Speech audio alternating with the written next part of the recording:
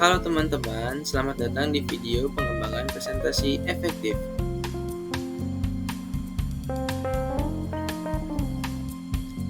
Pengembangan presentasi efektif terdiri dari 3 tahapan, yaitu tahap perencanaan, tahap persiapan, dan tahap presentasi.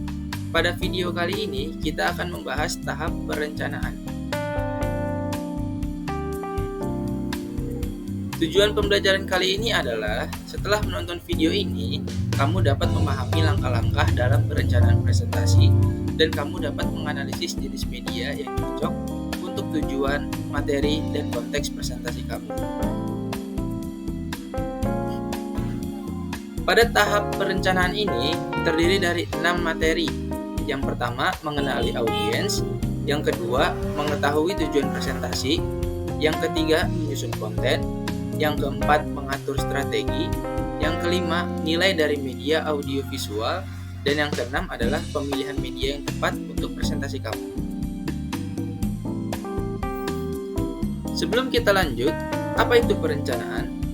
Menurut Cokro Amijoyo, perencanaan merupakan suatu proses mempersiapkan secara sistematis kegiatan-kegiatan yang akan dilakukan untuk mencapai suatu tujuan tertentu. Pada tahap pengembangan presentasi efektif, terdapat 4 hal penting yang perlu dipertimbangkan, yaitu audiens, tujuan, konten, dan strategi.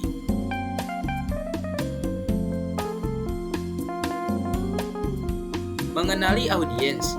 Audiens adalah individu atau kelompok yang hadir untuk mendengarkan informasi yang disampaikan oleh seorang pembicara.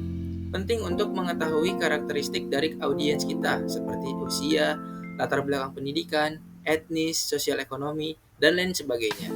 Hal ini penting karena karakteristik audiens akan mempengaruhi bagaimana kamu menyusun presentasi kamu.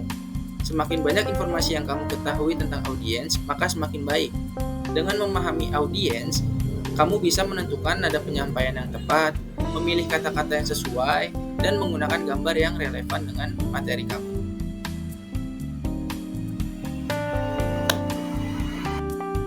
Tujuan presentasi. Tujuan dari presentasi adalah hal yang ingin kita capai dan apa yang kita harapkan untuk audiens lakukan atau pahami setelah mendengarkan presentasi kita. Secara umum, tujuan ini dibagi menjadi 3. Yang pertama, psikomotorik, yang berkaitan dengan keterampilan fisik seperti menyusun, memanipulasi, atau melakukan sesuatu. Yang kedua, kognitif, yang mencakup aspek pengetahuan seperti mengenali, memahami, atau memecahkan masalah. Dan yang ketiga, afektif, yang berhubungan dengan perasaan, sikap, atau penghargaan terhadap sesuatu. Dengan merumuskan tujuan secara jelas sejak awal, kita bisa lebih mudah mengukur keberhasilan presentasi kita.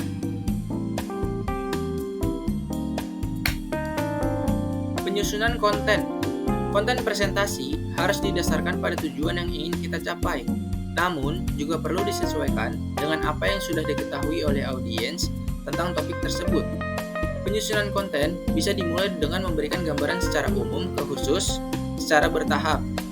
Namun, penyusunan konten juga bisa dilakukan dengan cara lain yang lebih sesuai dengan audiens, presenter, dan materi yang akan disampaikan.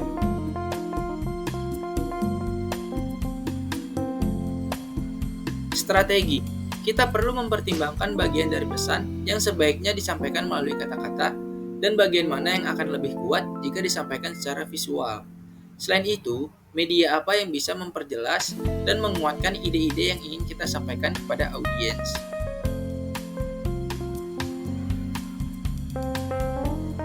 Nilai media audiovisual. Dalam memilih strategi penyampaian, penting bagi kita untuk memahami nilai lebih yang dimiliki oleh media audiovisual. Beberapa keunggulan media ini adalah menarik perhatian. Media audiovisual mampu menarik perhatian. Misalnya, saat kita menayangkan slide atau video, perhatian audiens akan langsung tertuju pada tampilan tersebut. Yang kedua, memperjelas pesan. Media seperti grafik dapat memperjelas dan menyederhanakan informasi verbal yang kompleks.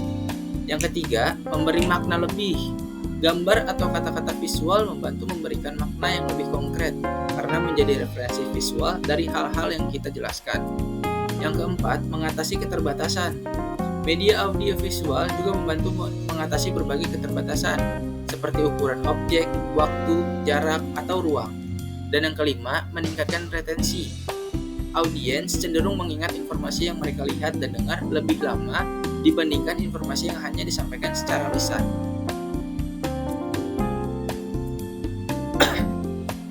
Pemilihan media presentasi. Pemilihan media dalam presentasi bergantung kepada isi pesan, karakteristik media tertentu, dan preferensi media. Selain itu, kondisi tempat presentasi juga perlu dipertimbangkan. Perlu diingat bahwa setiap jenis media memiliki keunikan atau karakteristik tersendiri. Untuk bisa menggunakan media secara efektif, kita perlu memahami karakteristik tersebut dengan baik.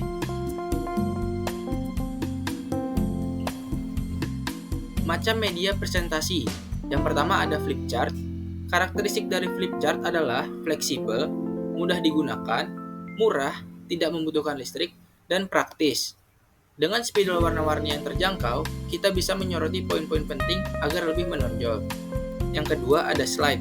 Karakteristik dari slide adalah dapat dibuat sendiri, tampilannya realistis, dan relatif mudah ditayangkan di berbagai tempat, serta efektif untuk menyajikan kata-kata, angka, maupun simbol. Yang ketiga ada proyektor. Karakteristik media ini adalah transparansi yang digunakan relatif ekonomis untuk diproduksi, fleksibel dalam penggunaannya, dan memungkinkan presenter tetap menjaga kontak dengan audiens selama presentasi berlangsung. Yang keempat ada kaset video. Karakteristik media ini adalah terkesan realistis, dampak visual yang kuat, dan menambah kredibilitas besar.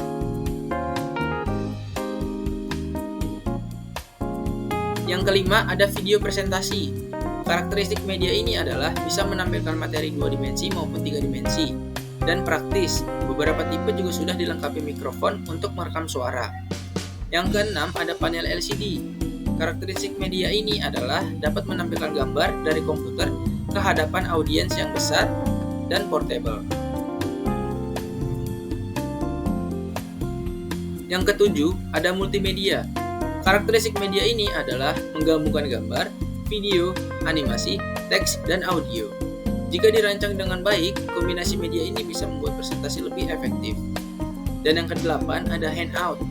Karakteristik media ini adalah membantu audiens mencatat tanpa kehilangan fokus, serta bisa dibagikan kepada yang tidak hadir. Ini sangat berguna untuk memberikan salinan dari materi yang ditampilkan di slide atau transparansi.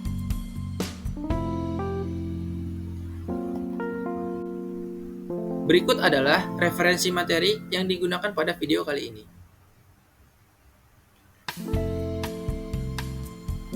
Dan berikut adalah profil pengembang video ini.